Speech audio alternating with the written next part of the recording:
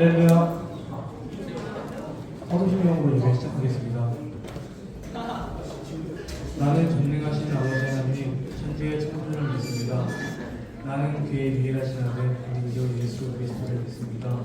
그는 성령으로 잉태되어 동정녀 마리아에서 나시고 본디오 빌라도에게 고난을 받아 십자가에 못 박혀 죽으시고 장사된 지 사흘 만에 죽은 자 가운데서 다시 살아나셨으며 하늘에 오르시어 전능하신 아버지 하나님 우편에 앉아계시다가 거기로부터 살아있는 자와 죽은 자를 심판하러 오십니다. 나는 성령을 믿으며 거룩한 공교회와 성도의 교제와 죄를 용서받는 것과 몸의 부활과 영생을 믿습니다. 아멘. 다 같이 하나님의 부르심 찬양하겠습니다.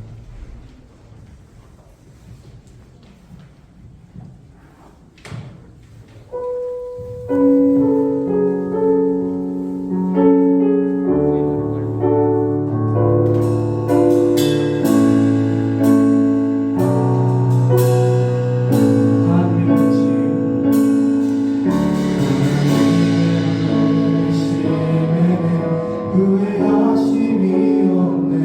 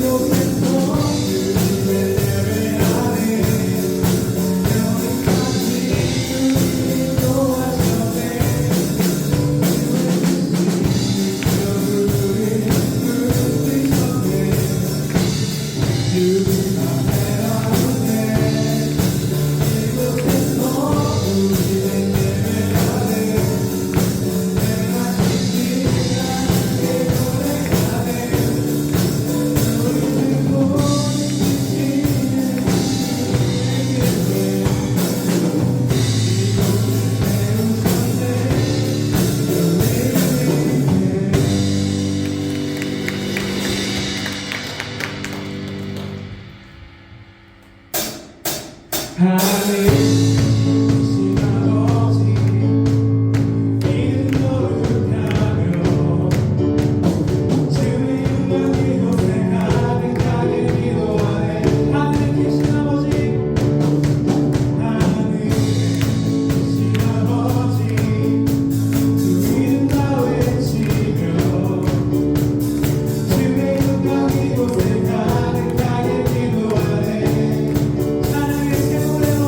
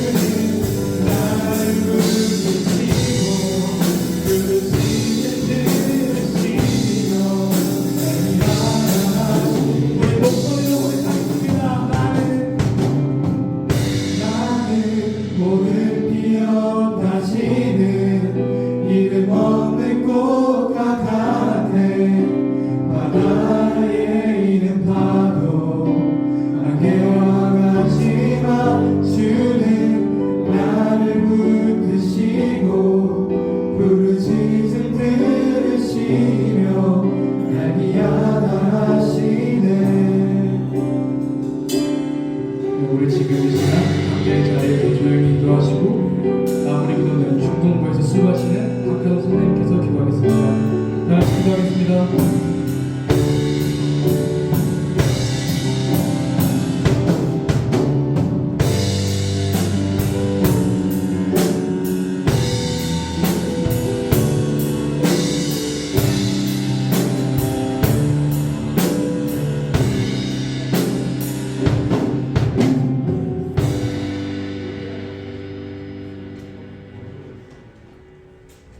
사랑의 하나님 아버지, 오늘 밝은 날씨를 주시고 이렇게 시청 좋은 공간 가운데 예배를 드릴 수 있도록 허락하여 주시며 감사드립니다. 무엇보다 예수 그리스도를 통해 믿음으로써 하나님의 자녀가 되는 것임을 감사드립니다. 우리가 이것을 평생 기억하며 살게 하옵소서. 그래서 세상 사람들과 구별되게 살게 하여 주시옵소서. 하나님 아버지, 봄은 지난 3월에 왔지만 지난 한 달을 되돌아봅니다. 추운 날씨도 있었고 비도 오는 날씨도 있었고 우박이 내리는 날도 있었으며 또한 더운 날도 있었습니다. 이제 4월이 왔습니다. 새로운 학교 생활의 1개월이 지났습니다. 한 달 동안 중학교 생활과 고등학교 생활이 어떠한지 경험하게 되었습니다. 사랑하는 하나님 아버지, 학교의 여러 가지 생활로 우리 생활 모습이 많이 변했습니다. 그러나 중등부, 고등부 6년의 학교 생활이 그 시간을 통해서 하나님을 만나고 싶습니다. 하나님의 마음을 알아가기를 원합니다. 우리의 6년은 또 다른 시작의 준비를 위한 시간이고 훈련이고 꿈과 비전을 가지는 시간임을 고백합니다. 지금 교회 전체가 신명기편을 묵상하고 있습니다. 말씀 묵상을 통해서 각자 한 사람 한 사람이 하나님을 만나는 귀한 시간이 되기를 소원합니다. 특히 학생의 시기에 각 가정에서 각자의 맡은 역할을 잘하게 하시며 몸과 마음이 그리고 특히 영적으로 건강하게 만들게 하며 노력하며 생활하는 가운데 특별히 넘어지고 실패해도 절대로 포기하지 않는 저희들 되게 하여 주시옵소서. 그것이 하나님의 자녀임을 나타내는 것임을 알고 강한 의지를 가지고 살아가게 하여 주시옵소서. 이를 통해서 조금씩 변화하며 성장하는 저희 다윗 공동체 친구들이 모두 되게 하여 주시옵소서. 이 시간 하나님의 말씀을 듣습니다. 집중하게 하여 주시며 이 시간이 하나님께서 기뻐하시는 시간이 되게 하여 주시옵소서. 감사를 드리며 이 모든 것을 사랑하는 예수 그리스도 이름으로 기도드립니다. 아멘.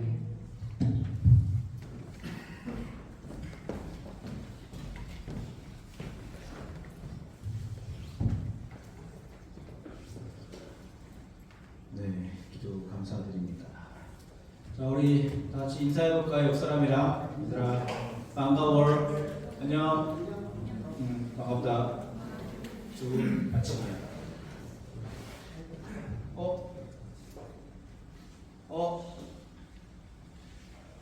오케이. 오케이. 알겠습니다. 자, 오늘 말씀 보겠습니다. 신명기 11장입니다. 우리가 부활주의를 한 주 건너 뛰었더니 벌써 11장까지 와버렸어요. 눈 깜짝할 새. 한 절만 보겠습니다. 오늘 나누는 삶이라는 그런 제목으로 보겠습니다. 다 같이 읽어볼까요? 우리 한 절밖에 안 되니까. 자, 준비 시작. 당신들은 반드시 손을 뻗어 당신들의 땅에서 사는 가난하고 궁핍한 동족을 도와주십시오. 그렇다고 하여 당신들이 사는 땅에서 가난한 사람이 없어지지는 않겠지만 이것은 내가 당신들에게 내리는 명령입니다. 그렇다고 합니다. 보세요. 가난하고 궁핍한 사람이 있으면은 여러분 주변에 있으면은 좀 도와주세요. 나 하나 열심히 뭐 도와준다고 뭐가 달라지겠습니까? 달라지지 않겠죠. 여기 달라지지 않는다고 써 있습니다. 심지어 보세요. 당신들이 사는 땅에서 가난한 사람이 없어지지는 않겠지만이라고 되어 있습니다. 해결되지 않을 것입니다. 가난은. 그렇지만 하나님의 명령입니다. 그러니까 우리가 주님의 명령대로 살아야겠습니다. 맞습니까? 다 했습니다. 설교 끝내면 될까요? 이제 그러면? 네. 말씀을 사모해야지. 오늘 설교 30분 하겠습니다.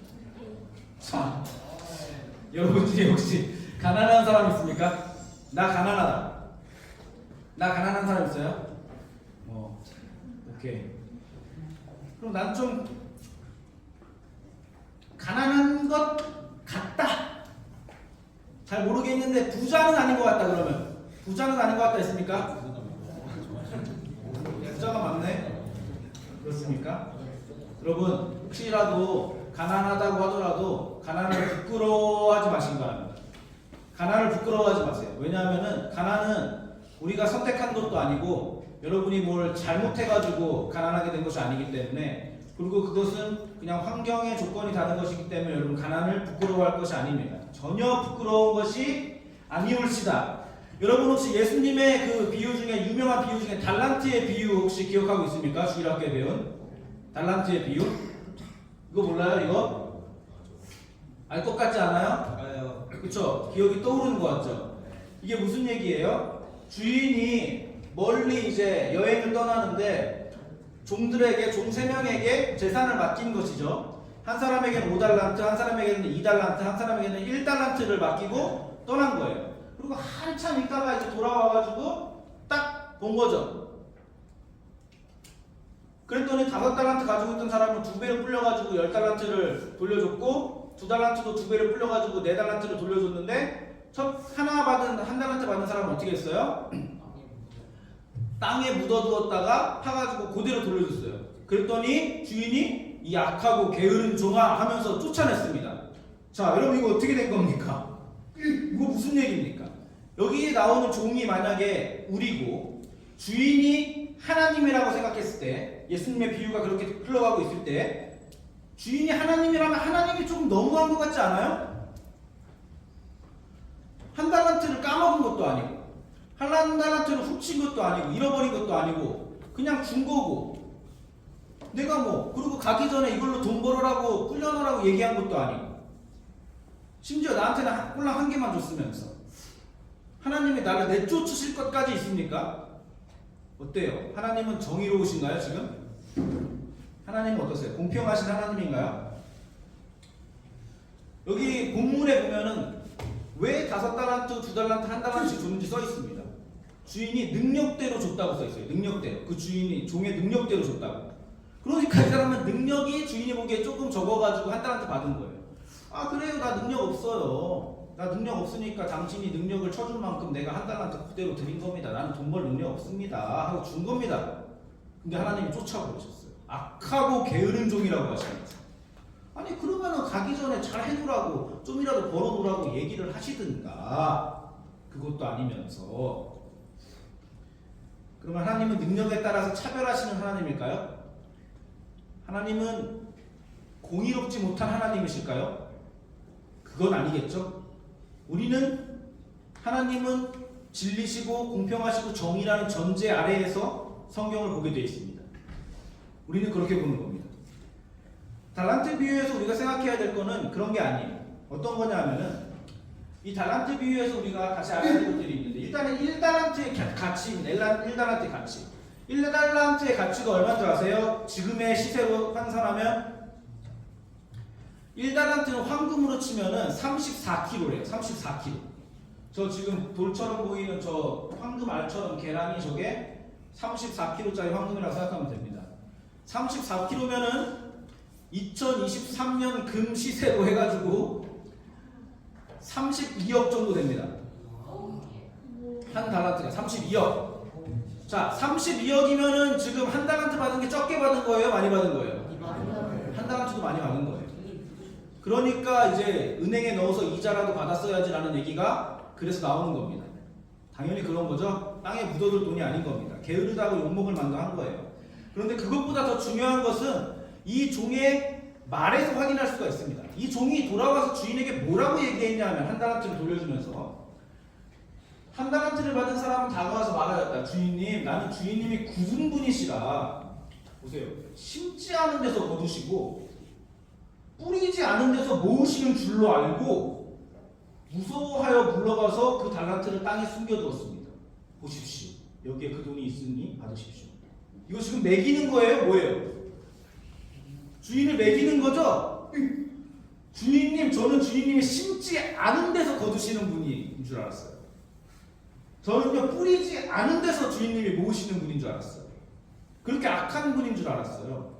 그래서 제가 무서워가지고 땅에 묻어뒀던 거예요. 이렇게 얘기했습니다. 주인이 지금 화가 나요. 그러자 그 주인이 그에게 말하였다. 약하고 게으른 종아, 너는 내가 심지 않은 데서 거두고 뿌리지 않은 데서 모으는 줄 알았다. 잘못 알았다 이거죠? 그렇다면 너는 네가 그렇게 잘못 알았으면은 그렇다면 너는 돈을 돈놀이하는 사람에게라도 맡겨서 이자를 받았어야지. 그렇게 잘못 알았으면, 정말로 그렇게 알았다면, 그랬더라면 내가 와서 이 돈에 이자라도 붙여받았을 거 아니냐, 이 얘기를 하는 겁니다. 그러니까 지금 주인이 이 1달란트를 돌려준 종에게 하는 말은 너는 왜 못 불렸냐, 너는 왜 게으르게 놀고 먹고 있었냐가 아니라 주인이 하는 말은 너는 나를 잘못 알았다. 너는 나를 오해했다. 나는 그런 사람 아니다. 나는 그런 주인이 아니다. 너는 지금 뭔가 착각하고 있다. 그 착각대로 했으면 이렇게라도 했었어야지. 뭐하고 있는 거냐? 이 얘기를 하신다는 거죠. 그게 주인이 화난 핵심입니다. 내가 돈을 착취하는 줄 알았으면 이자라도 받았어야지. 나는 능력에 따라 사람을 차별하는 사람 아니다. 이 얘기를 하시는 거예요. 너는 나를 잘못 알았다. 아니 5달란트 준 사람 1달란트 장사 줬는데 차별하는 게 아니라고요? 그러면 공평하게 주시든가. 차별하는 게 아닙니다. 그냥 내용이 다른 것입니다. 내용. 주셨는데 내용이 다른 것입니다. 모두에게 맡겼다는 것이 중요한 거예요. 모두에게 맡겼다는 거. 얼마를 맡겼느냐가 아니라. 어떤 사람에게는 돈을 많이 맡기셨습니다. 여러분 중에 어떤 사람에게는 돈을 많이 맡기실 것입니다. 여러분 중에 어떤 사람에게는 돈을 적게 맡기실 것입니다. 여러분 중에 어떤 사람에게는 재능을 맡기실 것입니다. 여러분 중에 어떤 사람에게는 예술적 감각을 맡기실 겁니다. 운동신경을 맡기실 겁니다. 여러분 중에 어떤 사람에게는 성품을 맡기시고 인격을 맡기실 겁니다. 맡기시는 것이 다른 것입니다. 어떤 사람에게는 가난도 허락하시는 겁니다.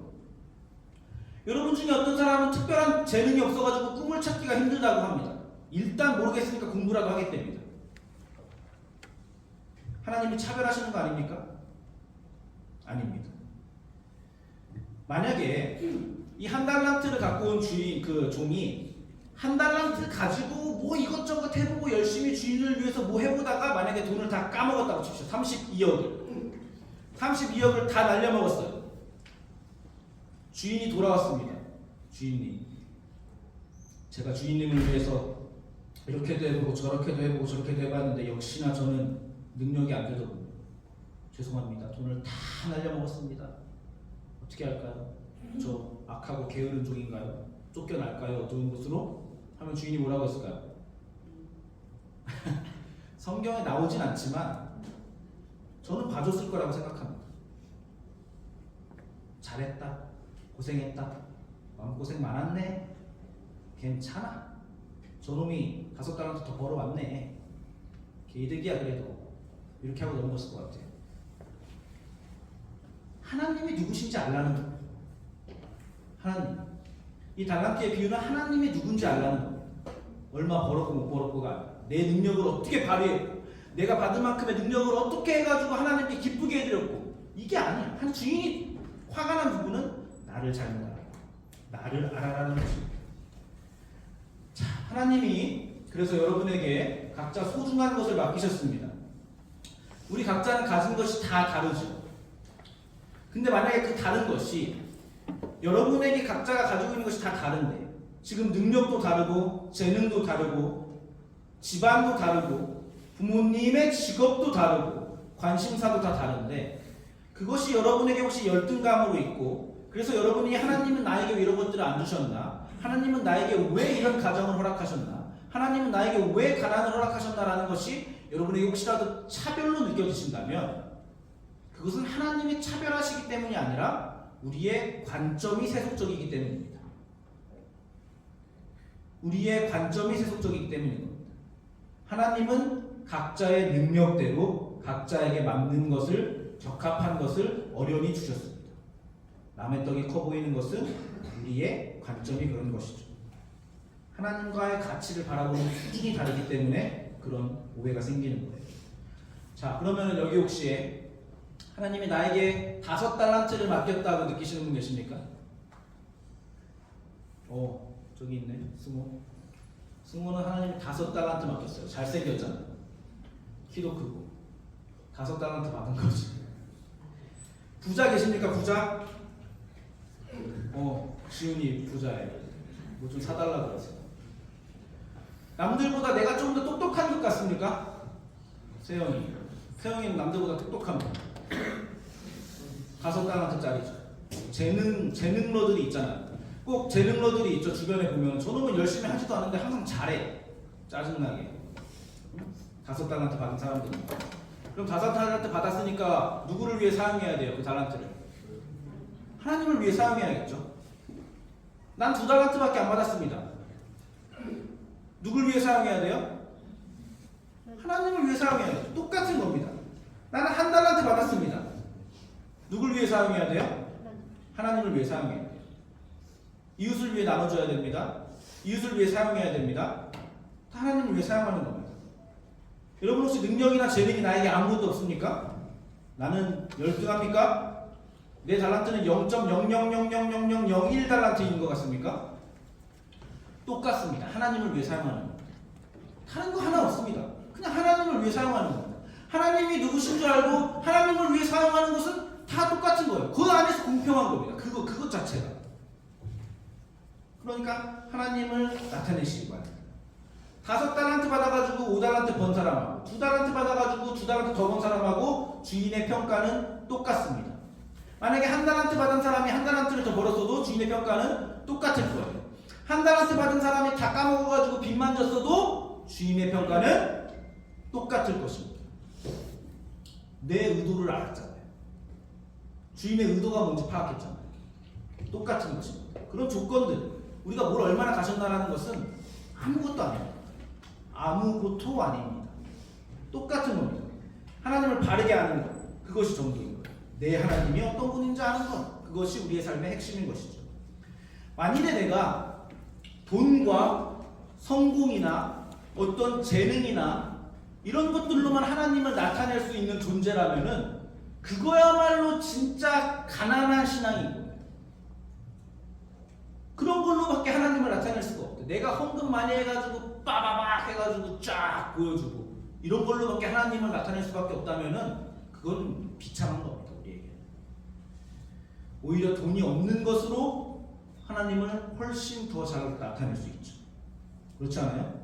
우리가 존경한다고 말하는 어떤 기독교의 신앙의 선배들, 우리가 존경한다고 말하는 순교자들, 다 그런 사람들 아닙니까? 없는 것으로 하나님을 나타내는 사람들 아닙니까? 결국 그런 사람들이 회자되는 사람들 아닙니까? 없는 것으로 하나님을 훨씬 더 잘 나타낼 수 있습니다. 자, 여기까지 얘기하고 지금 전사님이 가난은 부끄러운 것이 아니다라는 얘기를 지금 길게 한 겁니다. 가난은 부끄러운 것이 아니다. 나에게 조건이 없는 것. 이 가난은 재정적인 것만 얘기하는 것이 아니라 어떤 전반적인 삶의 부분에서 가난하고 결핍된 것들은 부끄러운 것이 아니다. 그 얘기를 지금 끝까지 한 거예요. 중요한 것은 하나님을 아는 것이다 라고 얘기했습니다. 그리고 하나님을 알기 때문에 해야 할 일이 있는데 그 명령이 바로 오늘 우리가 본 본문이라는 것이죠. 본문이야. 오늘 우리가 본 본문이라는 겁니다. 이거예요. 자, 여러분 가난이라는 것은 오늘 성경이 말하는 가난이라는 것은 단순히 먹을 것이 없고 입을 것이 없는 정도의 것이 아닙니다. 돈 없는 사람을 넘어서 다양한 분야의 결핍으로 이해하는 것이 좋은데 여러분 가난한 사람들은요 보통은 가난에서 벗어날 수가 없습니다. 그것이 지금 사회구조 때문에 사다리가 치워져가지고 그런 것도 있지만은 그것보다 가난한 사람들에게는 어떤 문제가 있느냐 하면은 자립할 수 있는 능력이 없어요. 일단 가난한 사람들은 이상하게 조금 더 불성실하고 이상하게 조금 더 무책임하고 그렇게 돼 있습니다. 그러면 그 사람들은 그 사람들의 잘못일까요? 그건 그렇지 않아요. 그건 그 사람의 환경이고 그 사람이 태어난 하나님이 주신 능력입니다. 그거대로. 그 사람들의 잘못이 아닙니다. 그것도 조건 중에 하나일 뿐입니다. 그렇지만 가난한 사람은 대부분 자기가 일어날 수 있는 힘이 없는 사람들이에요. 그래서 여기서 오늘 도와줘야 되는 가난하고 궁핍한 동족들은 어떤 사람들이냐? 내 힘으로 일어날 수 없는 사람들. 돈을 줘도 똑같아요. 그런 사람들.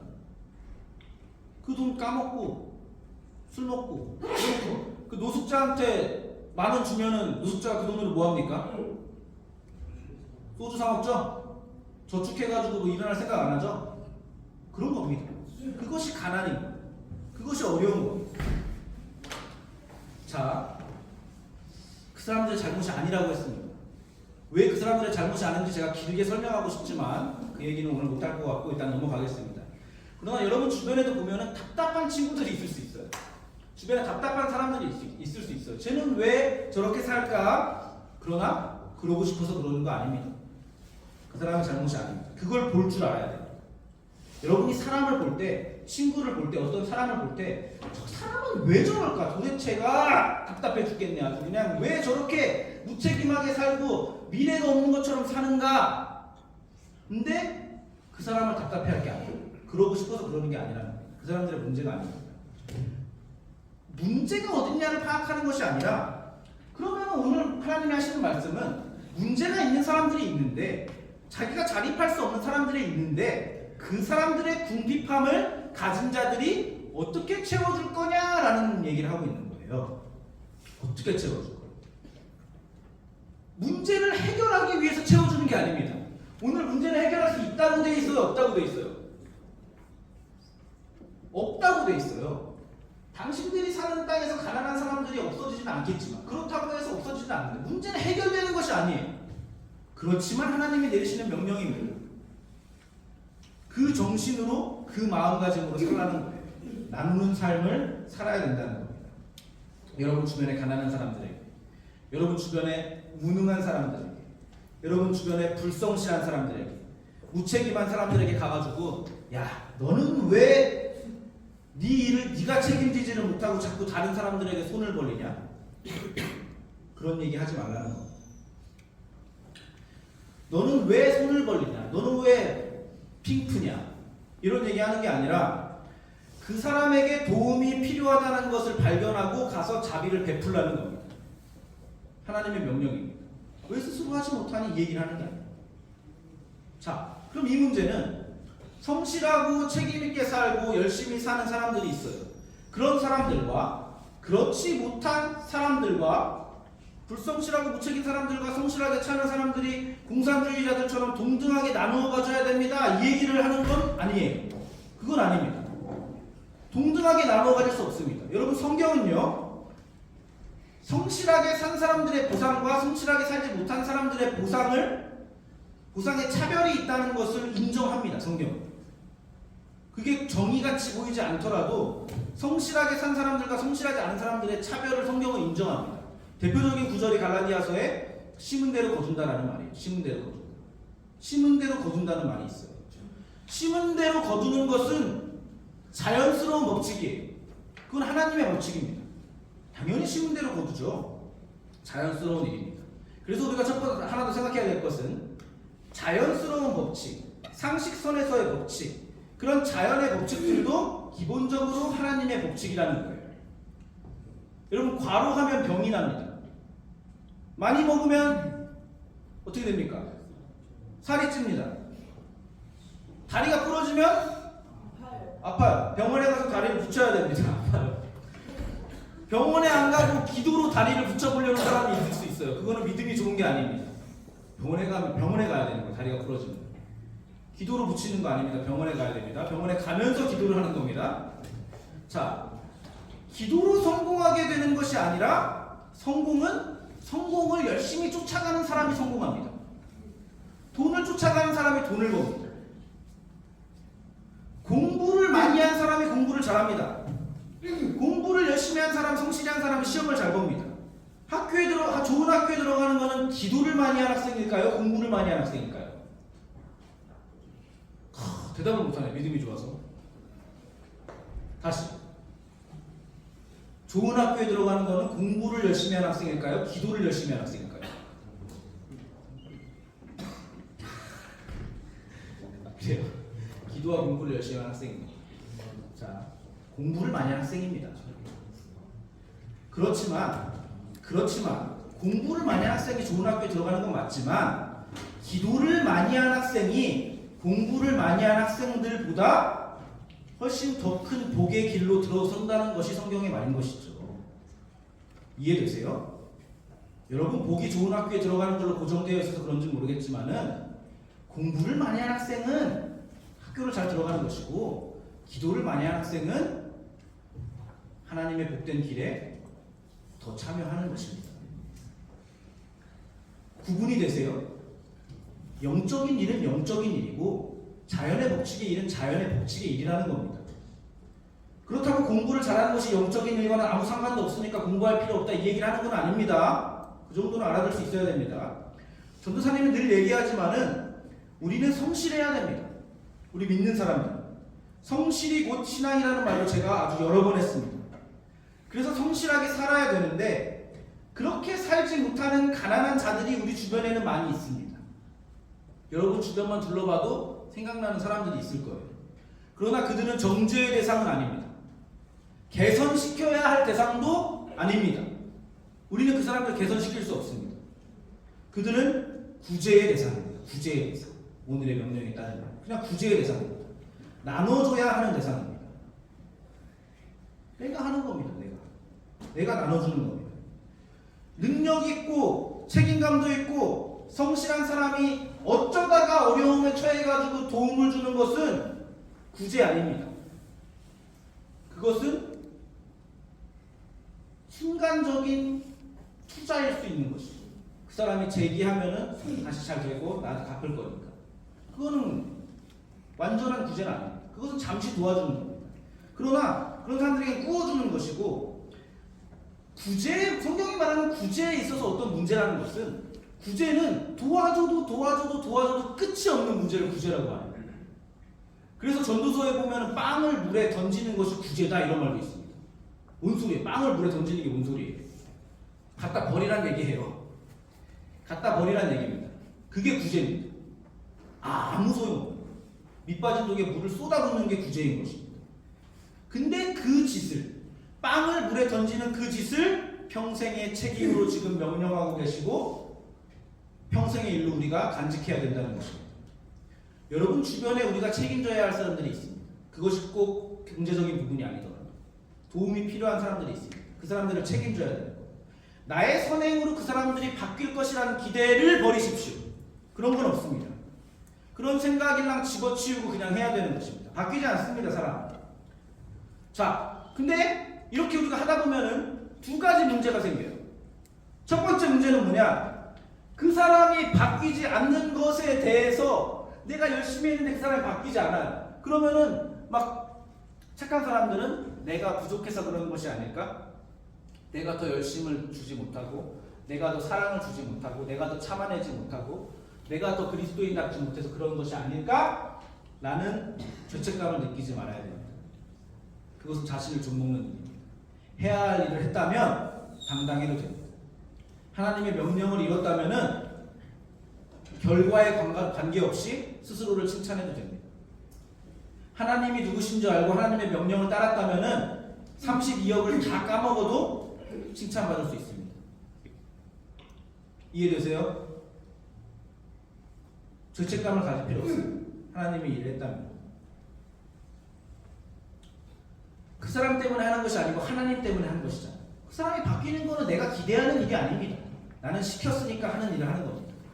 그리고 두 번째는 내가 밑빠진 독에 물을 부으며 고생하는 것에 대해서 성질을 내지 말아야 됩니다. 이건 아주 성질나는 일입니다, 여러분.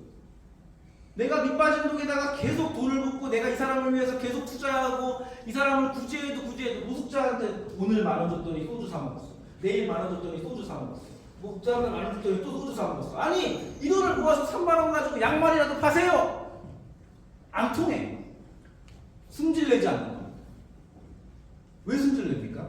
성질이 나는 것은 뭐예요? 내가 구제한 것이 아니고 내가 투자했기 때문에 성질이 나는 거예요. 내가 이거를 줬으니까 이거 가지고 너에 대한 어떤 성과가 있어야 되고 어떤 보상이 나에게 내가 그것이 나한테 갚는 건 아니더라도 이 사람이 잘 되는 것을 통해서 내가 어떤 만족감이라도 느껴야 되는데 그것조차 없는 거예요. 그러니까 성질이 나는 거 아닙니까? 그건 구제 아닙니다. 그건 투자입니다. 그 사람을 나를 위해서 한 것이지 하나님을 위해서 한 것이 아니라는 거예요. 하나님의 명령을 따랐으면은 거기서 끝나는 겁니다. 그래서 우리가 남을 위해서 나눠줄 수 있다는 것 자체가 하나님의 명령을 지키는 복의 자리에 있다는 것을 우리가 깨닫는 거예요. 그 사람이 변하고 말고가 아니라 오늘 하나님이 하신 이 명령을 그냥 지키는 것 자체가 아 나에게 복이구나. 이미 내가 복의 자리에 있는 곳이구나 라는 것을 그 과정을 통해서 깨닫는 겁니다. 나는 네가 놀 때 공부했고 네가 먹고 마실 때 나는 저축했다. 적금했다. 그러니까 이것은 내 거다. 나는 너를 도울 수 없다. 라고 하지 말아야 됩니다. 내일 일을 생각하지 않고 돈 쓰는 사람을 책망하는 것이 아니라 내일 일을 준비한 내가 도울 수 있다는 것이 복이라는 거예요. 그런 생각을 나는 가지고 있고 그런 책임을 나는 가지고 있고 그런 성실을 나는 가지고 있고 그런 가치관과 그런 미래를 볼 줄 아는 안목을 갖고 있고 하나님의 명령을 볼 줄 아는 안목을 갖고 있다는 것이 복받은 사람인 겁니다. 센 사람입니다. 그 사람 신앙적으로. 옆에 보면 누구는 생각 없이 살아요. 너무 맨날 즐거워. 탱자 언제까지 놀지는 모르겠지만 근데 나는 고민하고 고민하면서 진지하게 삽니다. 올해 예수 믿는다고 나는 예수 그리스도처럼 사는 것이 뭘까 하면서 막 진지하게 고민하면서 나는 고통스럽게 삽니다. 세상 사람들은 아무 생각 없이 그냥 험하시고 놀고 성공을 위해서 즐기기 위해서 재밌게만 사는 것 같습니다. 그런 거 아니라는 거예요. 나는 개미처럼 일하고 세상 사람들은 배짱이처럼 노는데 결국에 어떻게 됩니까? 배짱이가 겨울이 오죠. 배짱이가 먹을 것이 없죠. 그래서 개미를 찾아가죠. 그때 개미가 어떻게 합니까? 문전박대하나요? 나 이거 PPT 만드는 것 같은데.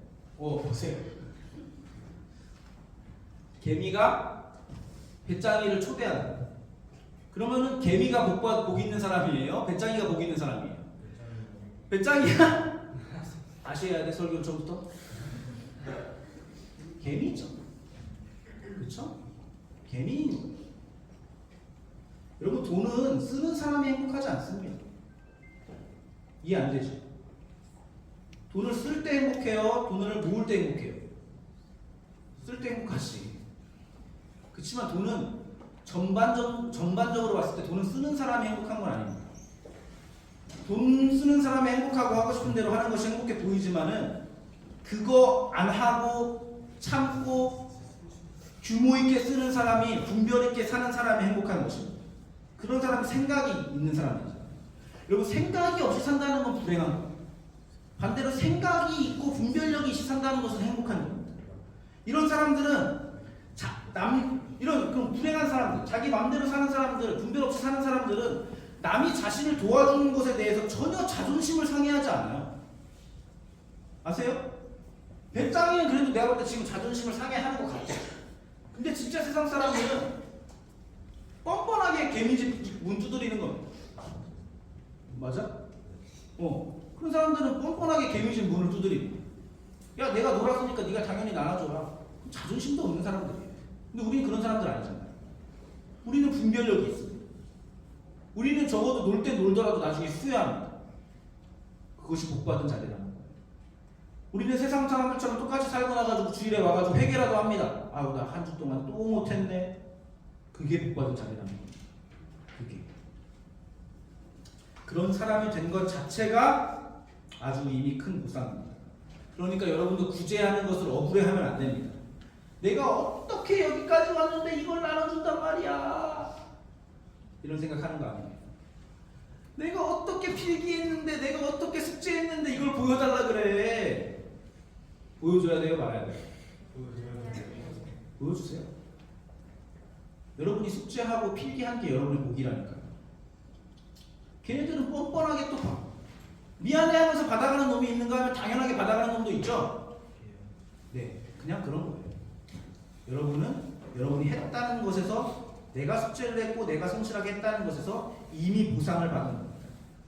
남 주려고 공부하나요? 공부해서 남 줘요? 남 줍니다. 남 주려고 공부하는 것입니다. 외우세요. 모르면 외워. 공부는 남 주려고 공부하는 것입니다. 여러분, 저도 성경을 막 팝니다. 공부합니다. 왜 공부합니까? 여러분 주려고 하고 있잖아요. 남 주려고 하는 겁니다. 남 주려고 돈 버나요? 네, 남 주려고 돈 법니다. 여러분이 그런 생각과 그런 절제와 그런 책임감을 가질 수 있다면은 여러분은 진짜 괜찮은 사람들일 거예요. 여러분의 진가가 그런 데서 드러나는 거예요.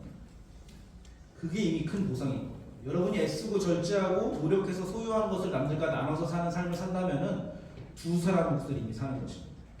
한 사람 몫보다 훨씬 큰 거죠. 하나님이 그것을 귀하게 보십니다. 그래서 성경의 가르침은 주는 사람이 받는 사람보다 낫다, 이 얘기입니다.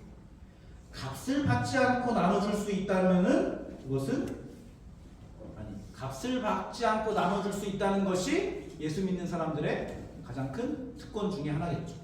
우리는 값을 받지 않고 막 나눠줘. 미쳤어요. 자, 그러면 나눠줘야 되는데 이 가난한 사람들, 능력 없는 사람들, 무능한 사람들, 혹은 스스로, 여러분, 우리는 다 어떤 부분에서는 스스로 책임질 수 없는 부분들이 있죠. 각자의 연약함들이 있죠. 그런 부분들을 우리가 채워줘야 되는데 누구부터, 어디부터 채워줘야 될까? 우선순위는 주변입니다. 우선순위. 가장 가까운 사람들부터 그 필요를 채워줘야 됩니다. 여러분, 가족을 외면하고 친구를 외면하고 이웃을 외면하면서 아프리카 아이를 돕는 것은 어떤 면에서는 위선입니다. 위선. 아프리카는 도울 필요가 없다는 얘기가 아니라 내가 해야 할 내 삶의 주변의 내 책임들과 나에게 주어진 사람들과 나에게 맡겨진 이 사람들, 이 책임들을 외면하면서 그것을 뒤로 한 채로 내 의를 충족시키는 내가 원하는 그런 선행을 베푸는 것. 쉬운 선행으로 도망가는 것은 위선이라는 거예요. 그러니까 여러분, 가족한테 잘하지 않으면서 남한테 잘하는 것은 위선입니다. 가족한테 잘하는 게 제일 어려운 거예요. 그것부터 해야 돼요. 여기 있는 이웃들부터 해야 됩니다. 이거 안 하고 기아 대책에 10만원 보내는 거? 그거 거짓말이에요. 쉬운 선행으로 자기를 속이는 거예요. 여러분은 11절에 뭐라고 써 있습니까? 당신들의 땅에서 사는 가난하고 궁핍한 동족을 도와주십시오. 지구 반대편에 사는 사람을 도와주라고 그랬어요? 아닙니다. 자기 땅에서, 우리 땅에서 사는 사람들부터 도와주는 겁니다. 자, 주변부터 도와주는 겁니다. 고등부 일어나세요. 오늘 좀 졸리지? 저기 보세요. 중등부 사람들, 쟤네들 보세요. 저 녀석들 한번 보세요. 무슨 생각이 들어요? 스스로 책임질 수 있어 보여요? 쟤네들이? 보세요. 저들을 보십시오. 아직 자신의 삶을 스스로 책임질 수 없는 어린 양들이 여기 있습니다. 멀뚱멀뚱 쳐다보고 있습니다. 저들은 불쌍하게도 아직 언니 오빠들의 공경을 배우지 못했습니다. 저들을 불쌍히 여겨주십시오. 도움이 필요합니다. 구제의 대상입니다. 저들은 여러분의 나눔이 필요합니다. 여러분, 나눠줄 수 있겠어요? 저들을 외면하지 말아주세요. 반드시 손을 뻗어 당신들의 땅에서 사는 가난하고 궁핍한 동족을 도와주시기 바랍니다. 고등부는 중등부를 도와주십시오. 자, 그러면 중등부, 여기 보세요. 여기 보세요. 고등부를 보세요. 형 누나들 어때요? 썩어 있죠? 학업의 스트레스로 쩔어 있는 어두운 영혼들이 지금 저기 보입니다. 여러분, 몇 달 전까지 중학생이었으면서, 몇 달 전도 아니야, 한 달 전까지도 중학생이었으면서 고등학생 된 지 무려 한 달이나 됐기 때문에 대단히 이제 급이 다른 것처럼 학업의 무게를 짓누르고 늘리면서 막 그렇게 사는 사람들이 있습니다. 고등학생 되면 중학생들이 갑자기 어려 보이네요. 여러분, 저들은 형, 누나, 언니, 오빠들은 자기가 제일 힘들다고 생각해서 동생들에게 사랑을 나눠줄 힘이 없습니다. 저들을 불쌍히 여겨주시기 바랍니다. 응원해 주시고요, 따라 주시고요. 혹시라도 언니 오빠들이 말 걸고 이거 하자 그러고 저렇게 하라 그러고 잘하라고 얘기하면은 여러분 개기지 말고 말을 잘 들어주세요. 뭐 하자고 하면 잘 따라주시기 바랍니다. 말 잘 들어야 돼요. 그것이 여러분이 우리 공동체 안에서 할 수 있는 나눔입니다. 나눔. 이해됩니까? 자, 말 잘 들어야 됩니다. 그렇게 우리가 먼저는 우리 가까운 사람들끼리, 가까운 이웃들끼리, 지금 한 예배당에 있는 모여 사는 사람들끼리 각자 할 수 있는 나눔을 실천했으면 좋겠습니다. 다 나눔입니다. 소극적인 나눔은 기회가 왔을 때 나눠주는 것이고, 적극적인 나눔은 내가 도울 수 있는 것이 무엇일까? 내가 나눌 수 있는 것이 무엇일까? 찾아가서 나누는 것입니다. 돕는 것입니다. 이것이 우리 주님께서 하시는 주님의 명령입니다. 여러분을 통해서 하나님의 일하심이 마음껏 열매 맺도록, 그리고 우리 다윗 공동체 안에서 그렇게 나눔이 일상이 되어가지고 자연스러워졌으면 좋겠어요. 그렇게 자연스러워져서 나눔이 나중에는 나눔인 줄도 모르고 그냥 나눠주는 거예요. 매일매일의 일상생활에서 서로 돕고 그냥 따르고 형 누나 하면서 놀고, 그렇게 니네는 이거 해라 뭐 해라 하면서 해주고 하는 것들이 우리의 일상으로, 우리의 인격으로 자리 잡아가지고 그것들이 우리의 성격과 우리의 성품을 다 자라게 하고, 그런 것들이 하나님을 기쁘시게 하고, 그런 것들로서 우리가 하나 될 때 진짜 예배가 되는 그런 것들이 우리 안에 있었으면 좋겠습니다. 그런 생각과 우리 결정들이, 우리 하나하나의 결정들이 그리스도인다워지는 우리가 모두가 되기를 제가 간절히, 정말 간절히 기도하겠습니다. 그래서 찬양할까요? 안 보여요?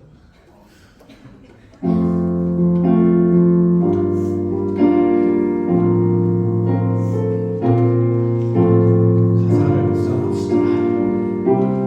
오늘 이곳에 성령님 계십니다.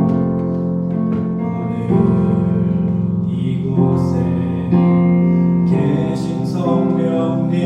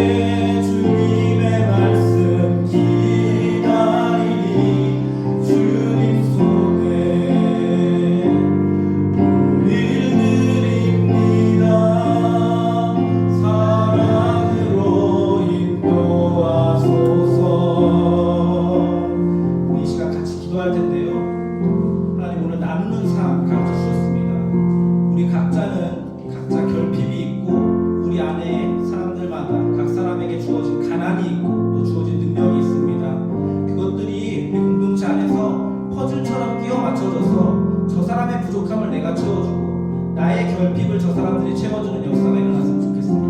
우리가 그런 일에 적극성을 띠게 해달라고 여러분 기도하십시오. 어려운 사람, 불필요한 사람 외면하지 않고 내가 다가가서 그 사람을 위해서 그 사람의 필요를 채울 수 있는 그런 내가 될 수 있도록, 그것이 하나님의 명령인 것을 내가 깨닫고 하나님의 명령대로 살 수 있는 내가 될 수 있도록 오늘 다짐하겠습니다라고 기도했으면 좋겠습니다. 우리 다 같이 잠깐 기도하겠습니다. 아버지 하나님 감사합니다. 하나님 우리에게 오늘 명령하셨습니다. 주님 우리에게 나누는 삶 명령하셨고, 주님이 우리에게 주신 능력대로, 각자의 능력대로, 그것이 우리에게 차별하는 것이 아니라 우리에게 가장 적합한 것을 주신 것을 우리가 확인하였습니다. 하나님 우리에게 주신 그 달란트대로 다른 사람의 필요를 채우고, 다른 사람의 궁핍을 채우고, 다른 사람의 가난을 쫓아가서 그것을 보완할 수 있는 우리가 될 수 있도록 하나님 도와주시옵소서. 하나님 나만 챙기지 않고 하나님 다른 사람을 위해서 십자가를 지셔서 죽기까지 나를 내어주셨던 그 예수님을 생각하면서 나도 그것에 한 치 한 치씩 한 발자국씩 따라가는 그런 삶 사는 내가 될 수 있도록 하나님 도와주시옵소서. 나는 너무나 연약합니다. 나는 그렇게 살 수 없는 내가 너무나 답답합니다. 그래서 하나님을 의지합니다. 하나님 나를 붙잡아 주시고 나를 만져주시고 나를 회복시켜 주셔서 내가 더욱더 예수님 닮는 내가 될 수 있도록 하나님 도와주시옵소서. 사랑의 하나님 감사합니다. 하나님 우리에게 명령하셨습니다. 가난한 자, 궁핍한 자, 내 주변에 있는 그런 사람들을 외면하지 않겠습니다. 하나님 내가 그 사람들의 필요를 채우는 사람 되기를 원합니다. 필요를 채울 때에 그것이 내 것을 뺏기는 것이 아니라 하나님이 주신 것을 나눠줌으로써 그 자체로 내가 하나님의 복을 받은 사람입니다. 그 자체로 내가 성숙한 사람입니다. 그런 넉넉함을 행할 수 있다는 것 자체가 하나님 내가 받은 가장 큰 달란트인 것을 하나님 내가 깨닫게 하여 주시고 이 나누는 삶 기쁨으로 행할 수 있도록 하나님 도와주옵소서. 하나님 그것의 일환으로 오늘도 이렇게 작은 예물 드립니다. 이것이 나눠지는 곳에서 하나님의 의가 드러나게 하시고 예수 그리스도의 진리가 비춰질 수 있도록 아버지 도와주옵소서. 예수님의 이름으로 기도드립니다. 주기도문으로 예배를 마치겠습니다. 시작. 하늘에 계신 우리 아버지, 아버지의 이름을 거룩하게 하시며 아버지의 나라가 오게 하시며 아버지의 뜻이 하늘에서와 같이 땅에서도 이루어지게 하소서. 오늘 우리에게 일용할 양식을 주시고 우리가 우리에게 잘못한 사람을 용서하여 준 것 같이 우리 죄를 용서하여 주시고 우리를 시험에 빠지지 않게 하시고 악에서 구하소서. 나라와 권능과 영광이 영원히 아버지의 것입니다.